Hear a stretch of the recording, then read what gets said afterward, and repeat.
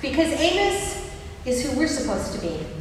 And so it's important that we figure out what that exactly means in our lives. How do we live that out? Amos the prophet lived in a time of relative prosperity. Things were going well in Israel.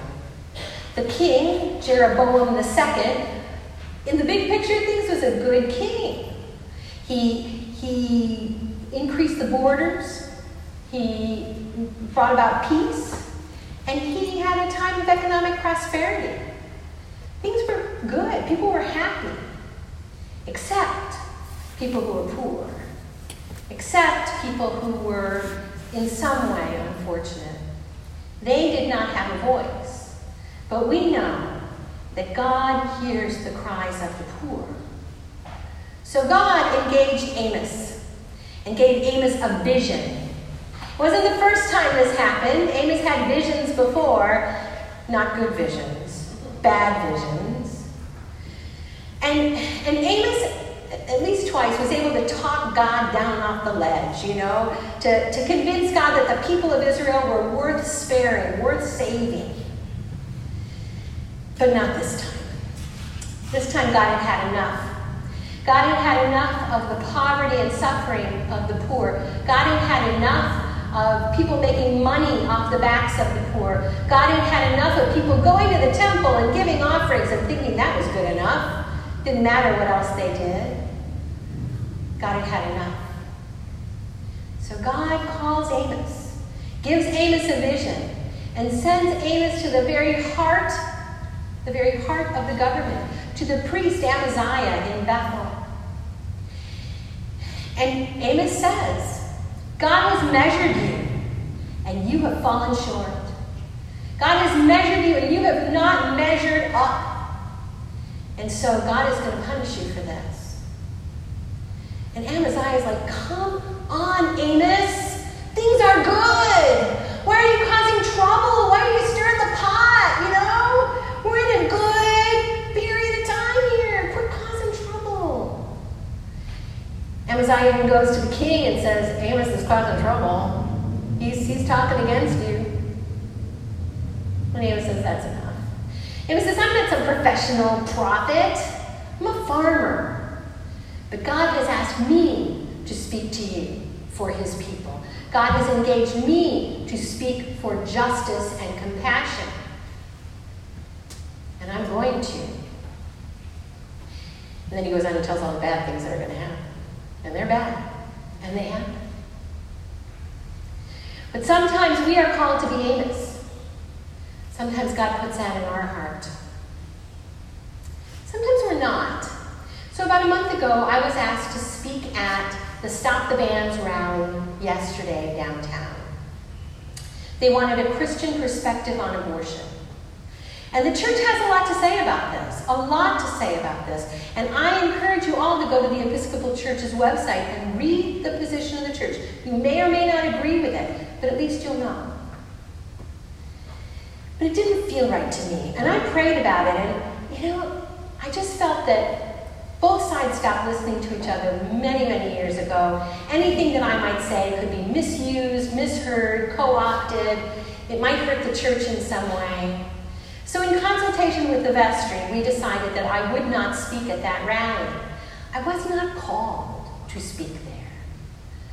I did say that if any person or small group wanted to come and talk to me, that I would be more than happy to pray with people, to talk with people, to work things through with people. But that I couldn't speak at the rally. So the gospel today, Jesus is sitting among rabbis, and they're doing what rabbis do. They're looking at the law, they're figuring things, they're saying, okay, what does this exactly mean? What's the interpretation of this? How do we live this out in our lives? And a lawyer, in Luke, the lawyer is the bad guy, so if you're a lawyer, I'm very sorry about that. But there it is. In Luke, the lawyer comes up to Jesus and he says, so what's the bottom line here? What do we have to do to be on God's good side, right? And Jesus says, you know the answer to that. You pray it every day. What's the answer? To love God and to love your neighbor. There you have it. But the lawyer says, neighbor. It's kind of an ambiguous term. What does neighbor really mean? So Jesus does what Jesus does. He tells a story. And Jesus says, okay, he tells a story about a very unfortunate robbed person, a victim, and an unlikely hero. And when the people who heard this story for the first time heard who that hero was, they were mad. Think about it. The guy gets robbed. 2 church people walk by. 2 priests, Levite, walk by. No, we're not helping. So what are the people thinking? Okay, it's the 3rd time it's going to resolve itself, and we're going to be the hero. Everybody wants to be the hero, right? They're thinking, it's got to be the ordinary guy this time. We're going to be the hero. And who does Jesus pick? Their enemy, a Samaritan, person that they did not. People were mad. And Jesus said to the lawyer, so who was the good neighbor? And the lawyer says, the one who showed mercy. Let's just stop there for a minute and think about that. Because that's a bold statement. It's a bold statement. The one who showed mercy. And Jesus said, so go do that. So go show mercy. Right now, go and show your neighbor mercy.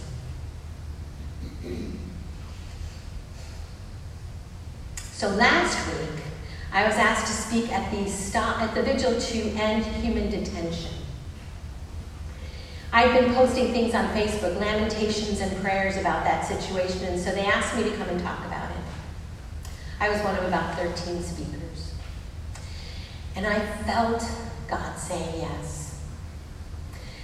I felt this is my Amos moment. And so I went, and I talked. And some of you were there, and you heard me, among other people.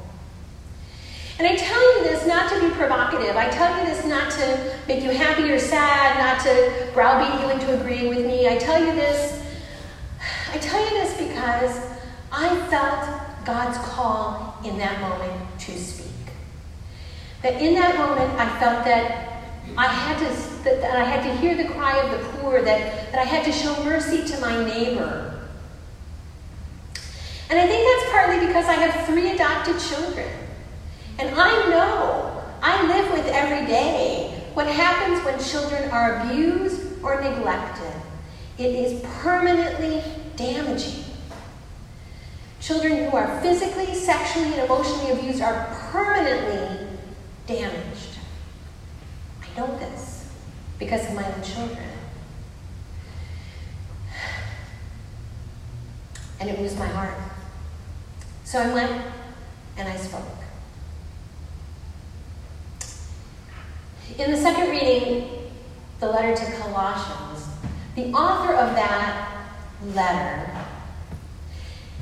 writes to a community he did not establish, but who he deeply admires. Because that small group of Christians is being attacked by people who want to pull them away from Jesus, who want them to follow another way. And those Christians, that small group says, no, Jesus is our heart. We are going to live the way of Jesus Christ. We are not going to be dissuaded or pulled aside. We are going to be grateful. We are going to be faithful. We are going to bear fruit with our lives. Isn't that a beautiful metaphor? To bear fruit with our lives.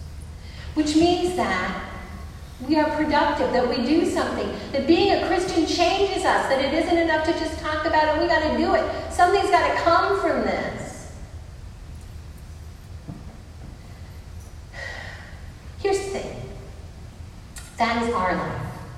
And we are all called to Amos moments. And I don't know what yours is going to be. Heaven knows there's plenty to pick from, right? I mean, there's plenty of issues out there. There's plenty of suffering. There's plenty of pain. And one of those things is going to touch you for reasons that I don't know and maybe you don't even understand, but one of those things is going to compel you And God is going to hook you. And you're going to be compelled to speak. And you don't have to worry when that happens. Because God will give you everything you need. God will give you the words. God will give you the courage. God will wrap you with the Holy Spirit. God will give you the community. Everything you need, you'll have. But God does expect you to speak. God does expect you to hear the cry of the poor. God does expect you to show your neighbor mercy. Not just talk about it, but do it. So be ready. Because like I said, there's plenty of hurt in that world. In the world, when you walk out those doors, there's plenty of hurt out there. And there will be something that you are particularly called to. It doesn't have to be what I'm called to. There'll be something for you. And God expects you to pick up your cross and go.